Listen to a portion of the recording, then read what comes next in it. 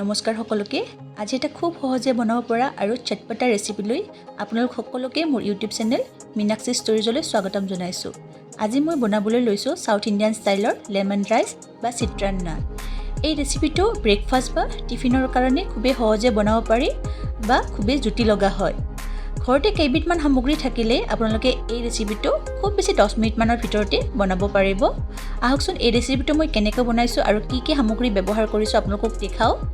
এই ৰেচিপিটোৰ কাৰণে এয়া মই লৈছোঁ ৰহৰৰ দালি আৰু এয়া হৈছে বুটৰ দালি, কেঁচা জলকীয়া, আদা, নৰসিংহৰ পাত, শুকান জলকীয়া, বাদাম আৰু লৈছোঁ নেমুৰ ৰস আৰু এয়া হৈছে ভাত।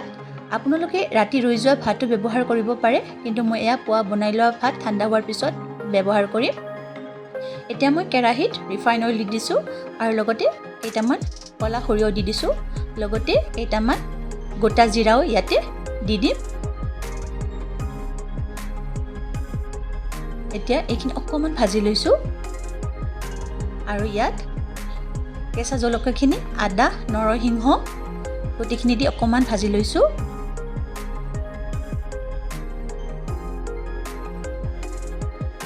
এতিয়া শুকান জলকীয়াখিনি দি দিছোঁ, এইখিনি অকণমান সময় আকৌ ভাজি লৈছোঁ।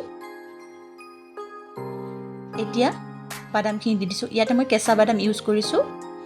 বাদামখিনি অকণমান মচমচীয়া হোৱাকৈ ভাজিম। তাৰপিছত ৰহৰৰ দালি আৰু বুটৰ দালি দুইখিনি দি দিছোঁ আৰু এইখিনিও অকণমান মচমচীয়া হোৱাকৈ ভাজিম।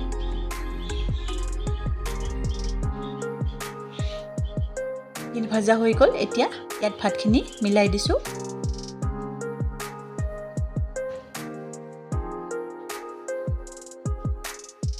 এতিয়া ইয়াত জোখমতে নিমখ আৰু হালধি দি দিম।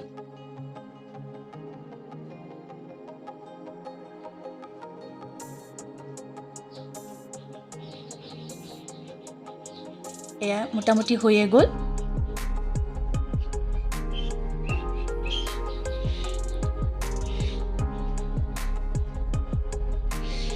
নহয়নে খুব সহজে বনাব পৰা ৰেচিপি।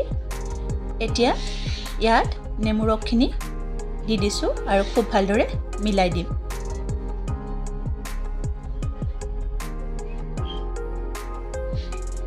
হৈ গ'ল আমাৰ সাউথ ইণ্ডিয়ান ষ্টাইলৰ লেমন ৰাইচ বা চিত্ৰান্না।